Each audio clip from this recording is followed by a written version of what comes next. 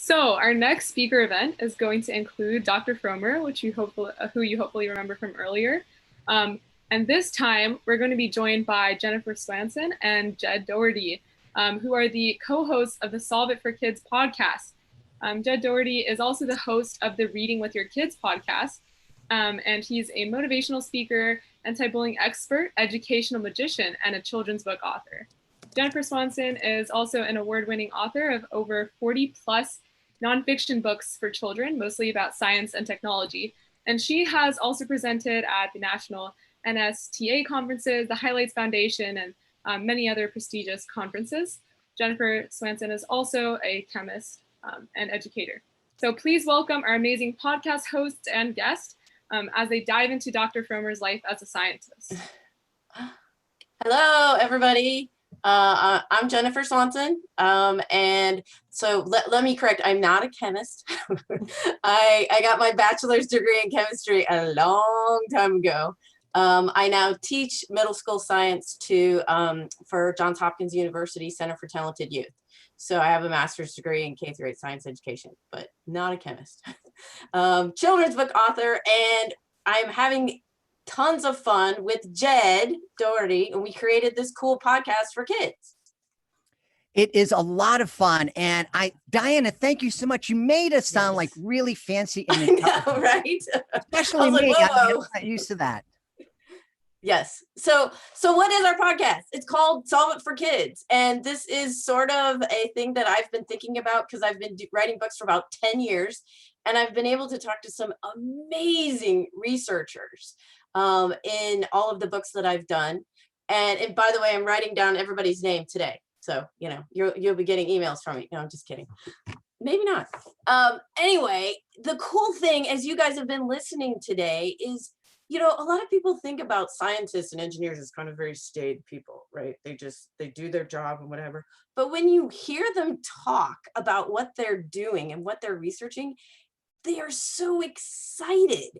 And that's something that I wanted to share with kids. And Jed and I have been doing podcasts for a while for a program I called STEM Tuesday. And Jed felt the same way, right, Jed? Absolutely. And it's really been exciting. Again, not being in the STEM fields myself, I had that image of, you know, the scientists, you know, kind of quiet and stay by themselves and spend time in the lab. But everybody that we've had on has been so engaging and so excited. And they just love sharing their ideas, and they love talking to young people through our podcast about what they're doing and helping, because they know that the work that they're doing right now is going to take a long time to finish. Right. But it's going to change the world. I mean, think about it. All these things that everybody is doing is changing the world. And that's what we're trying to do with the podcast, is get the kids excited, like you guys are all excited about science and STEM, but we're even shooting for a little bit younger, like maybe 10-year-olds and up, to get them really interested in science and not just read it in a textbook, right? That's kind of boring. So what our podcast does is we ask scientists to come on, and engineers, and solve a problem. So Dr. Fromer has been very nice to volunteer for us. We're going to kind of do like a little mini Solve It for Kids with you guys podcast today. And we're going to talk to Dr. Fromer. And we're going to, let's see, we'll let you pick which problem you'd like to solve, Dr. Fromer. You're probably like, oh, geez, what do they have for me? So the question is, would you like to solve the problem? How do you inspire kids to get to follow STEM careers? Or would you like to solve the problem? How do you become really good at science communication? Like explaining what you do and bringing it to a level that everyone can understand. Which one would you like to solve? Both. Both? Okay, cool. Well, there you go. We'll do both. So we're going to let Jed do his really exciting lead in to get everybody amped up, because if you listen to our podcast, you'll see that we are very high energy, and then we're going to get to it. All right, here we go. Let's see if you guys can hear our introduction here. This is Solve It for Kids. Hey, everybody, my name is Jedley. So great to see so many bright and curious people here in our audience today. This is Solve It for Kids, a podcast that gives kids and families a look behind the real world of scientists, engineers, astronauts, aquanauts, and really wicked smart people that solve problems in their jobs using curiosity, cooperation, and critical thinking. Right now, let me introduce our co-host, our dean of all things STEM and STEAM, Jennifer Swanson. Hello, Jed. I am so excited for today's show. We are going to talk to Dr. Jane Frommer, and she is going to help us solve the problem of how do you inspire kids to want to get into STEM fields, and also how do you take, if you're a scientist, how do you talk, take your science communication and get it so that everybody understands. So welcome to the show, Dr. Frommer. Hey! It's great to be here, guys. I'm looking forward to chatting with you. I know you're going to ask some great questions. So, by the way, it wasn't really a choice between the two. The two are kind of one and the same. So They are. I don't mean to be challenging you. Oh, no. We're good, and we keep everything, as you'll see, and everyone will hear from our listeners, where it's just we're having a conversation. So for those people who may not have heard your talk before, give us a little intro about what you do specifically, so everybody can start from the same page. Happy to. So I do what's now called nanotechnology. It wasn't called that when I first got started. I'm trained as a chemist, as an organic chemist in particular, who turned into an organometallic chemist, which is to say, taking carbon molecules and fooling around with metal atoms together. And because of the research environment I was in with physicists and engineers, they were building cool instruments. But in my opinion, they weren't doing such cool things with them. They were kind of looking at boring materials. They were looking at silicon crystals, which, granted, silicon's very important these days in our semiconductor societies. But having a background of a chemist, I said, you know, you could take some of these cool instruments and find out all sorts of neat things about molecules. To which physicists and chemists say, you want me to put that in my machines? They sometimes call it dirt, and they sometimes call it chicken fat. Well, but see, that's the cool thing, and this is what some of the people that we've talked to, some of the other scientists, is it's not always straight up science, right? Sometimes you actually use your backgrounds to come at things in a different way. Right. And it's something that people may not have thought of before. That's really cool. And that's something that kids can learn about science too, I think. Absolutely. I probably talked to maybe, let's say, of 10 people who had these new instruments that Dr. Colvin just talked about, also these scanning probe instruments. Right. Of 10 people I talked to, 9 of them looked at me like I was crazy at suggesting that I put my molecules in their pristine instruments. But it took perseverance to find that 10th person who, okay, maybe we can try this. And we got that eureka moment together. I'm wondering, Dr. Jane, that must be somewhat intimidating when you're a scientist and you have this idea and it's really, really out there. Where do you find the courage to kind of go out there and present it and, you know, go against the tide and say, no, look, give it a shot? You're right. It is intimidating. And I think the reason it's intimidating is because we're afraid to look dumb. We're afraid to look stupid if we go against the mainstream. And so I think that what really helps is to have as much self-confidence as you can muster, that even though that question might be naive in their environment, you come from a background or a different training or a different expertise where it's not that dumb a question. And so find some excitement in that meeting of you're thinking something's a good idea and they're thinking it doesn't fit into their world. Right. And I think, again, that's also something that kids can learn from. And, you know, I mean, I have students that I tell the same thing to, because they might have an idea that comes at something differently. But I like to tell my students, there's no such thing as stupid questions. There are questions that I don't know the answer to, and that's okay. But there's no such thing as a stupid question. So yeah, I think that's a great thing for kids to learn. There's no such thing as a stupid question. Sometimes I'll ding a kid saying, well, did you really think before you asked that question? And let's together think through that question. What is it we really want to answer here? Or what can we discover in that question? And sometimes that just kind of encourages or challenges them to think through a little bit more, be a little bit more analytical about a situation rather than throwing something out with a chuckle and thinking that they're in fact, let's think this through a little bit more because there might be a really good idea behind here, but we haven't gotten to it yet. Let's get to it together. That sounds really exciting. And it must be really gratifying to you when you finally make that breakthrough and you're able to communicate your idea and get other people to not only listen, but to implement it. I think the best way to do that is to connect into stuff they already know. In fact, I think that's the basis of teaching anything new, is to tie into what other people know. I'd love to give an example that I use in my lab for why we like to use some of our instruments to look at single molecules. The man on the street might say, well, so you got one molecule, you got 10 molecules, what's the big deal? Right. Here's the big deal. It's kind of like sociology. Groups of people behave differently than single people behave. They react to situations differently. For example, let's go back into science. If you wanted to boil water, you would fill a pot and you'd heat it to 100 degrees centigrade. That gives it enough thermal energy so that the molecules begin to tumble about and boil and eventually evaporate if you forget to turn the stove off. What's happening at 100 degrees centigrade? You're giving enough energy to that water to break the bonds between the water molecules. They're no longer hydrogen bonding to each other and they're flying out of the pot because you've given them enough energy to fly out to break the bonds between them. All righty, so you got one molecule.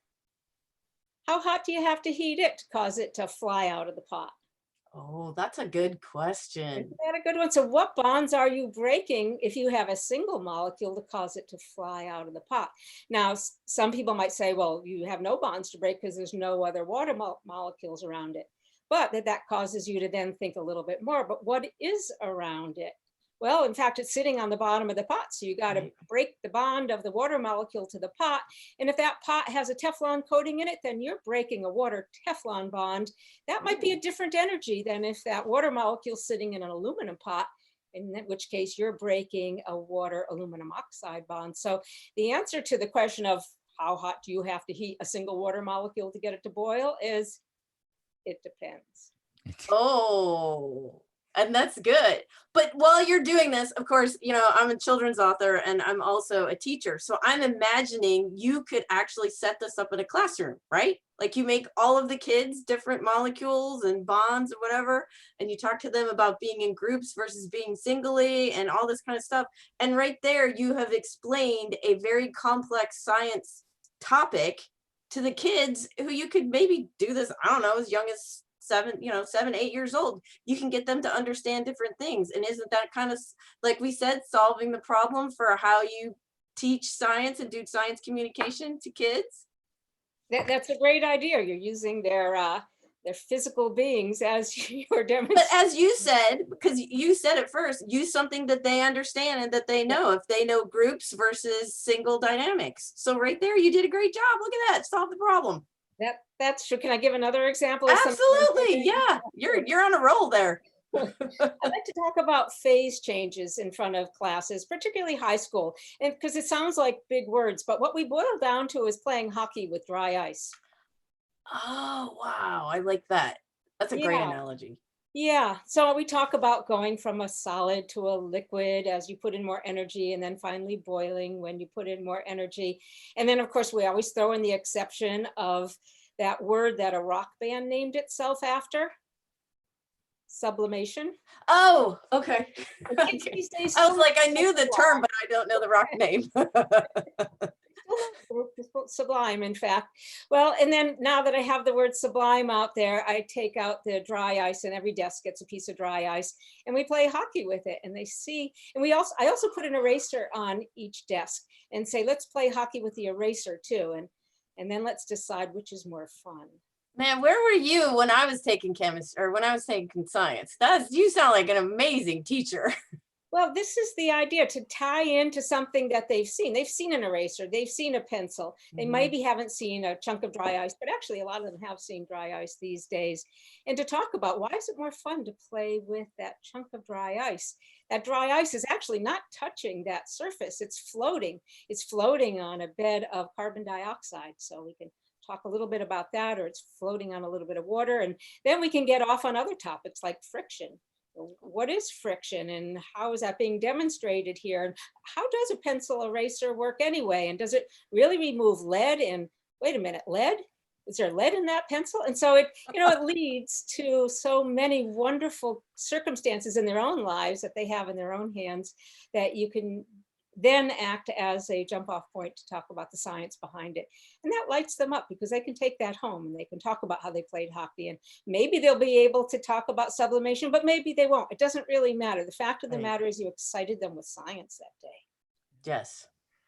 I'm wondering, Dr. Jane, I understand why it's important to talk to kids who are interested in science and communicate these important ideas to those kids. But it must also be important to communicate ideas about science to the general public, people who aren't necessarily interested in science and don't understand a lot of the basic stuff that these kids here understand. Why is it important for young scientists to think about being able to communicate to the general public? Actually, those two experiments I just mentioned are the dry ice experiment I do in classrooms where kids haven't a clue what science or engineering is about. So that is really an example of getting them to think about the fact that science is all around us all the time. And, and to that end, I often find that introducing the idea through engineering rather than science is a little bit more effective, because you can point out so many things around them that have been engineered that might be of interest to them. If they're in high school, they like to know about cars, they like to know about fuels, they like to know about new sports equipment that maybe has carbon nanofibers in it. You can even get a little bit gross and ask why when they flush their toilets, it doesn't come out in their sink. And that's because of civics engineers and fluid dynamics. And someone is thinking and caring about these things in their life. It's not just happening, and it's being engineered, it's being designed. Sometimes I will then go on and say, so what's the difference between a scientist and an engineer? A scientist asks why, and an engineer asks how. That's a little bit trivial, but it then acts as another springboard for how they work together in solving problems, but how engineers can bring you to solutions by being creative. Well, and so some of the people that we have interviewed, let's see, Dr. Mark Patterson, his interview has not been up yet, but sometimes scientists, because he works under the ocean and whatever, and he needed to develop his own remote operated vehicle, his own ROV. So he kind of learned how to become an engineer to create the tool that he needed in order to study the science that he wanted to learn about. So that's why I love what you were saying about scientists and engineers. To me, they seem, in some cases, it's the same person, right? And sometimes they just work in tandem with each other, but it's very, very close there to figure out what you're trying to do. And like, I agree with you about engineering, and that's why a lot of the books that I write are way more technical and engineering, because that's what draws me into material science and all that kind of stuff. I actually have a book on nanotechnology called Super Gear, which is about sports and nanotechnology. Yes, yeah, you got to tie into areas of interest and then use them as the catalyst for going in deeper, but you got to hook them with areas of interest. There's nothing that gives a scientist more admiration for an engineer than trying to take your scientific idea to fruition or to the public or to demonstration. And then you really appreciate the skills that they're taught. Oh, absolutely. They know, as you say, they know how to make it into action sometimes. But yeah, I think that's great. Scientists and engineers should work closely together. Absolutely. This is exciting for me to be here because I'm learning so much. I mean, through Jennifer's book, when I heard the word nanotechnology, I thought she was saying nanotechnology. I thought, what technology grandmothers use? I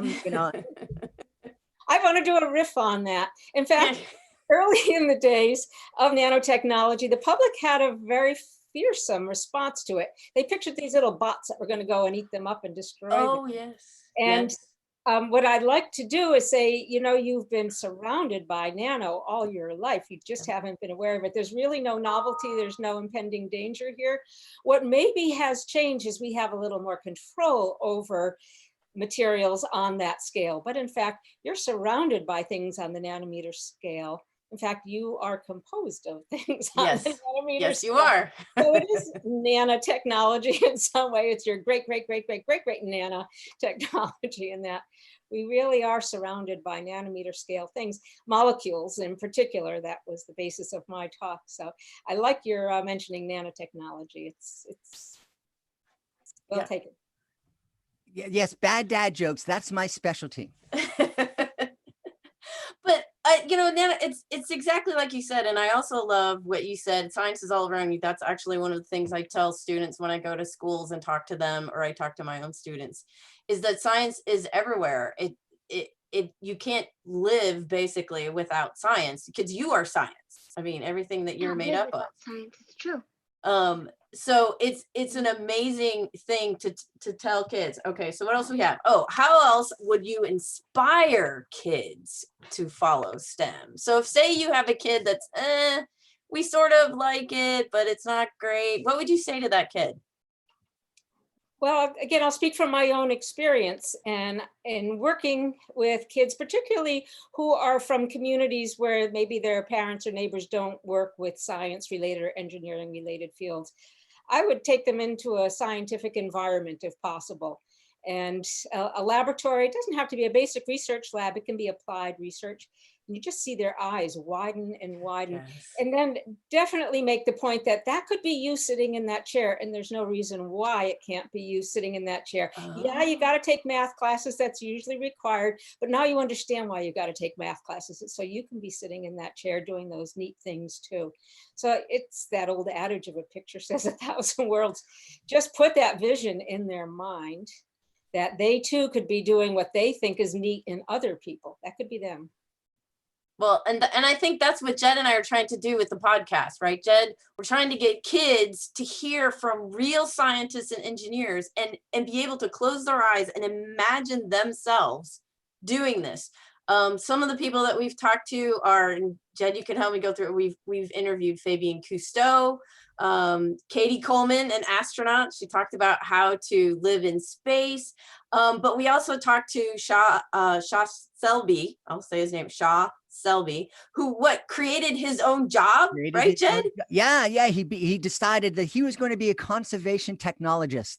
And then he had to figure out what that was. And now he has his own job and he loves it. And he started out as I think a mechanical engineer. And then he designed rockets. And then he decided he wanted to work in conservation because he was very passionate about saving the world and so forth. So he basically created his own job. Mm-hmm. Which is also a cool thing that kids should be able to hear. And all of you should, just because it's not on the syllabus or it's not in the college university, listed as a major, doesn't mean you can't do it. I mean, even Dr. Jane said that. You kind of just say, hey, let's think outside the box here. Yeah. And Dr. Jane, one of the things that I really love that you said was especially giving kids a chance who come from circumstances where they're not exposed. They don't have moms and dads who went to university or are in the STEM fields. They don't know anybody in the STEM fields. And they're surrounded by people who are telling them, no, you can't do that. That's not for you. People from our neighborhood, they can't do that. And I really think that I know that there's a lot of really bright kids in those communities that we need to lift up because they have some great ideas that are going to really change the world. We need to lift up as their neighbors, their people in the community. Teachers are, I find, the other half of the equation in terms of lifting them up. And I mentioned that from the point of view of some of our listeners today, consider going into teaching. Yeah. I know that it seems like maybe more glamorous life to become a researcher, and it isn't always glamorous, by the way, it can be downright gorgeous. but also consider becoming a teacher, going into teaching, maybe even a hybrid if you really feel like you want to stay a researcher as well. It's so important that both the teachers and the researchers inspire students from the point of view of, yes, you can. This is what you got to do. You got to work hard. You can't blow off the math. Just stick with it. You know what I'll sometimes do in the classrooms is I'll correlate math backgrounds with the amount of money you can make in a job. And I pulled this data off the web, but you sort of correlate the amount of math it takes to be selling hamburgers at McDonald's versus being a bank teller versus being a nurse versus being a lawyer. Well, maybe not a lawyer, an engineer perhaps. And so there's, you know, whether you want it or not, there is a correlation typically between the amount of math that you studied and the amount of money you make with that job. So I generally encourage them to take as much math as possible, asking them, does it cost more to take more math classes in your high school, junior high? And of course, they'll admit that it doesn't. So they can go for it, because well, it might be more like, well, no. Yeah, that's right. I guess I could take calculus if I really have to. Or the trigonometry or the geometry, but as long once it gets on your CV or in your school records, future employers will look and say, hey, you know, if that person did that much in math, maybe I can help them, let them help me with the monthly budgets or something like that. It's a topic that's worth investing in. It's hard. And I also tell them that if they aren't getting it in math classes, ask someone else. Because as many different kinds of learners as we are, some of us are visual learners, some of us are tactile learners, some of us here learn better by hearing. Teachers are very different too. And so don't hold it against that particular teacher if you're just not getting it. Ask 2 or 3 other people to explain the same thing to you, and chances are you'll get a very different perspective or explanation. Certainly don't go away saying, I don't get it, and just cash out at that point. No, be persistent. And in my house, I am the science background. My husband was the math major. So that my children knew to go to him for the math, the calculus, the differential equations, integrals, all of those make me go. But, you know, I survived math, and I also survived 3 years of engineering at the Naval Academy. So sometimes it's how much you know, and then getting back to your original point, sometimes it's just how you communicate it. Yes, exactly. So this, I think we're getting close to the end, and I don't know if we're going to have questions. We can see if anybody has questions. But thank you, Dr. Jane, for being on with us. I think this was a really fun, just kind of little mini version of our Solve for Kids. What do you think, Jed? Absolutely. Dr. Jane, you were fantastic. Thank you very much for being with us today. And if you want to check us out, we do have, you can find us on, let's see, iTunes. You say it. Where are we? We are on iTunes, Stitcher Radio, Spotify, Ghana, this giant Spotify in India, Podchaser. We'll be on iHeartRadio soon. We're all over the place, but the best place to go is to solveitforkids.com, because we have links to all of the shows there. We have links to our where our show is on those different platforms, and also a lot of information. One of the things that our regular guests do is at the end of every show is they give us a challenge. They give us a challenge, and it can range from Katie Coleman, NASA astronaut, challenging us to go out and see the International Space Station in the sky as it orbits over us. And then we recently had a civil engineer, Tamika Gromes, challenge us to go out and find 2 straws and make a hypothesis, which is going to flow quicker through the straws, some regular tap water or some oil. And just really neat challenges like that. And so, you know, it might be something that's a little bit below what kids in high school are doing. But if you have younger siblings or nieces and nephews or friends who are going crazy being locked up here since March, this would be a great way to spend some quality time with them and getting them interested in the STEM fields. Well, and if I can also mention, we also do STEAM. So those of you that, are you familiar with STEAM, where A is the arts? So we have interviewed an author illustrator, Vanessa Brantley Newton, and she challenges everyone to draw their own illustrated character. But we also were able to interview Grammy Award-winning conductor and composer Eric Whitaker, who just did, if you're familiar, of the virtual choir. I met him, and can I just say he's amazing. But we interviewed him, and his challenge, which is open to people of all ages is to create a 1-minute composition, load it up to Instagram and tag him, and he will listen to it. So if you are at all into music, so we do all aspects of STEM and STEAM. And Jennifer, don't forget on that STEAM thing, we also had the first lady of magic in Australia come on and talk about how to cut a person in half safely. Safely. And you can try this at home. Absolutely. So yes. If you're really bored at home, right? Absolutely. This is what you can follow the instructions.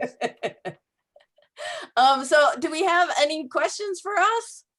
I don't know. I'm not looking at the chat. Or are we good? I think everyone's good on Zoom. Let's see. Any questions on the YouTube Live?